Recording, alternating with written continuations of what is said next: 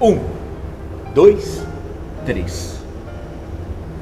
Gravando Ladeira Metálica, conversas sobre culturas, aqui no Museu Universitário de Arte.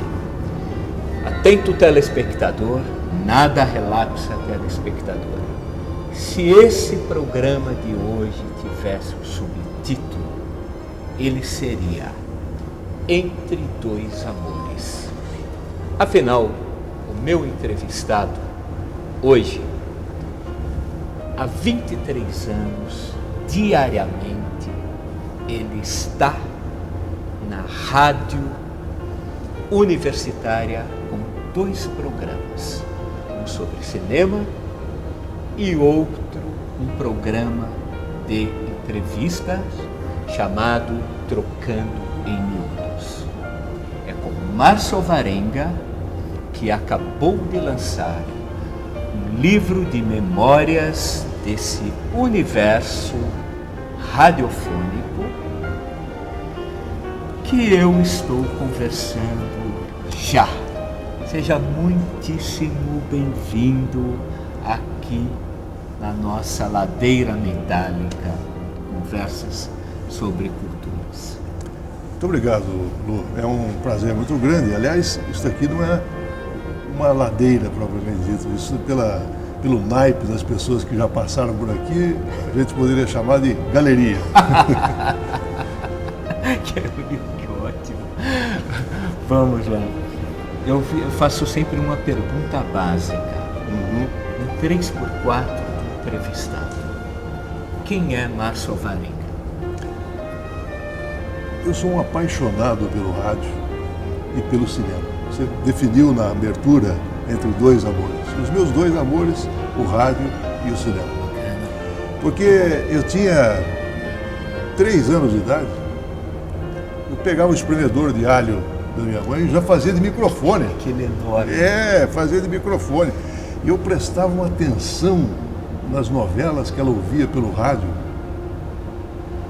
E isso aí não aconteceu ao Você mero acaso. Você morava em São Carlos? Em São Carlos. Exatamente. Você é São Carlense? Sou São Carlense. E foi lá que eu acabei tendo a primeira oportunidade, aos 14 anos, no fatídico 31 de março de 1964. Juro que eu achei que isso fosse ficção. Não, verdade mesmo. É verdade, porque... 14 anos, 31 de março de 64. Isso.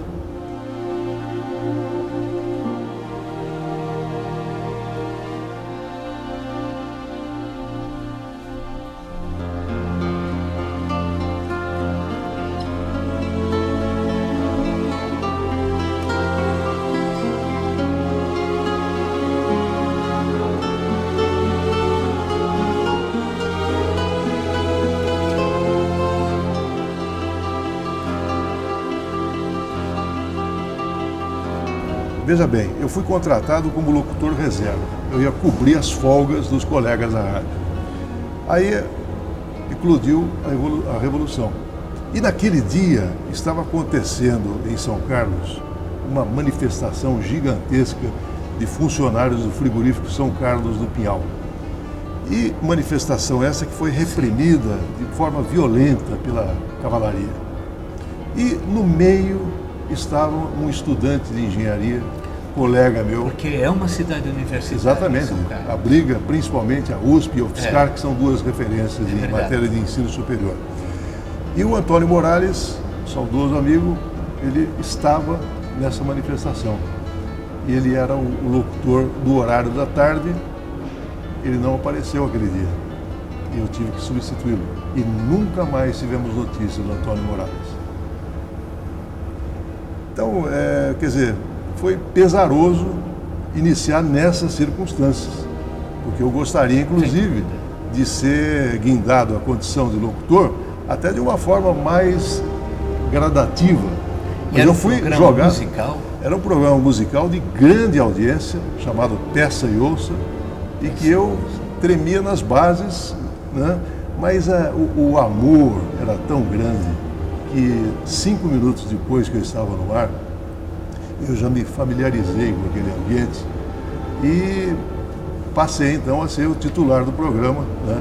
Pela vacância. Sim. E aconteceram vários fatos a partir de 31 de março de 1964, alguns fatos extremamente pitorescos, outros nem tanto, Sempre tem, mas outros profundamente marcantes. Eu tive acontecimentos antológicos na minha carreira. E sempre programa ao vivo? Sempre programa ao vivo. Aos domingos, eu criei um programa de cinema às 8 da noite. Lá em São Carlos. Que idade você tinha? Eu tinha, na época, 16 anos. Comecei com 14, depois, com 16 anos, eu criei esse programa de cinema. Aí, nós tivemos em 67 o primeiro Festival de Cinema de São Carlos. E lá esteve, para brilhantar o festival, o cineasta Anselmo Duarte, que estava brigado com a imprensa nacional. Por quê? Porque ele ganhou a Palma de Ouro de Cannes como pagador de promessa, e a imprensa brotou a notícia que tudo havia sido arranjado. Como se isso fosse possível. Talvez hoje, com a amizade do Lula com o Sarkozy, claro que isso é possível. Então, aquilo o deixou profundamente indignado. Então, ele se negou terminantemente a dar entrevista. E eu só consegui porque ele estava embalado pelos goles de um passaporte suculento. Sim.